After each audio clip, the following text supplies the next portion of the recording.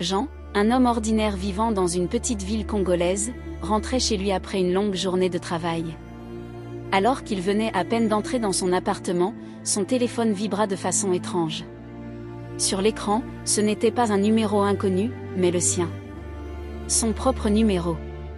Intrigué, il décrocha. Silence. Aucun bruit, seulement un vide oppressant à travers le combiné.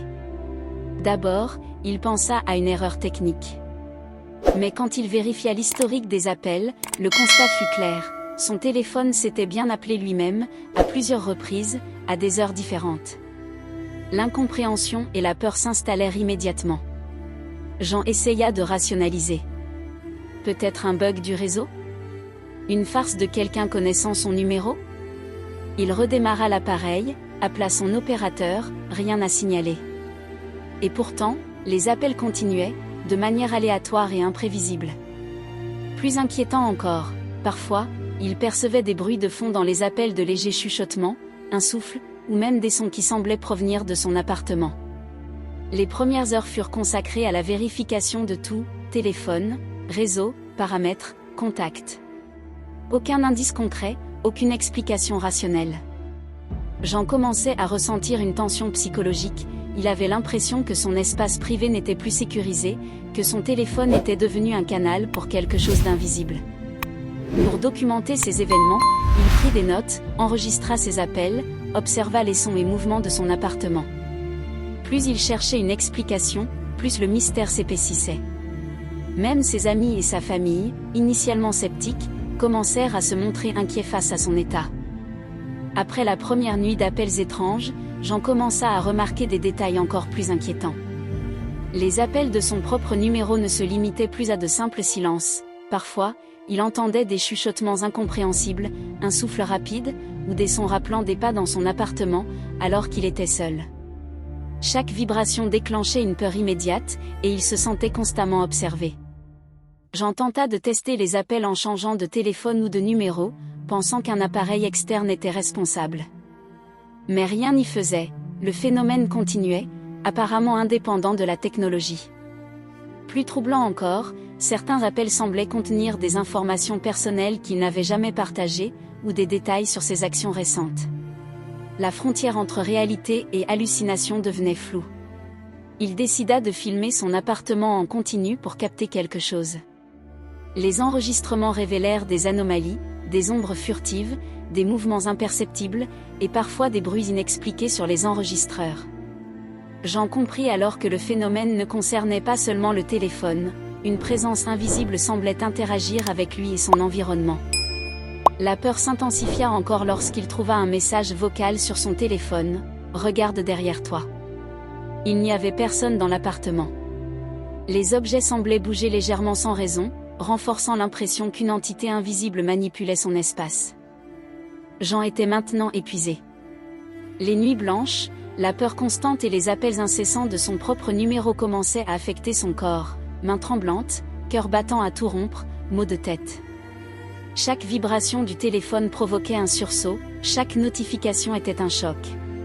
Ce qui avait commencé comme un mystère technologique devenait un véritable cauchemar quotidien. Un soir, alors qu'il essayait de rester calme, le téléphone vibra de nouveau. Jean décrocha et entendit une voix qui imitait parfaitement la sienne, mais prononçant des phrases qu'il n'avait jamais dites. Le souffle dans l'appartement semblait s'accélérer, et il entendit des pas légers derrière lui.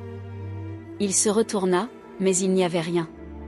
Pourtant, une ombre indistincte se déplaçait furtivement sur les enregistrements des caméras qu'il avait installées. Les jours suivants, il commença à recevoir des photos mystérieuses sur son téléphone, des images de son appartement prises sous différents angles, montrant ses affaires personnelles et même son reflet, à des moments où il savait qu'il n'était pas là. Chaque photo était accompagnée de messages courts et effrayants, « Tu ne peux pas échapper » ou « Bientôt je serai là ». Pour essayer de reprendre le contrôle, Jean coupa complètement son téléphone et éteignit tous les appareils. Il pensa pouvoir respirer un peu. Mais quelques heures plus tard, un ancien combiné oublié vibra dans un coin de l'appartement. La voix se fit entendre une dernière fois, « Tu ne peux pas me fuir ». Jean commença à réaliser que le phénomène ne se limitait pas au téléphone. Il semblait que quelque chose ou quelqu'un avait accès à son espace, à sa vie, à ses mouvements.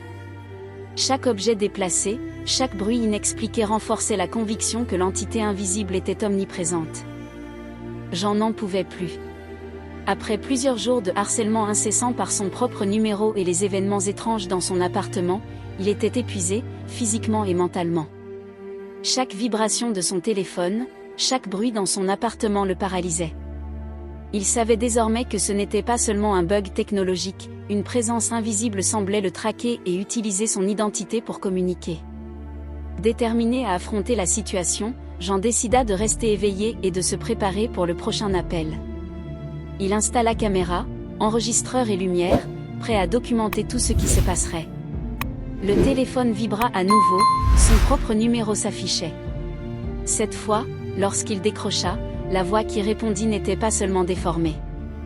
Elle imitait parfaitement son timbre, son intonation, et prononçait des phrases qu'il n'avait jamais dites, « Je suis toi, et tu ne peux pas m'échapper ».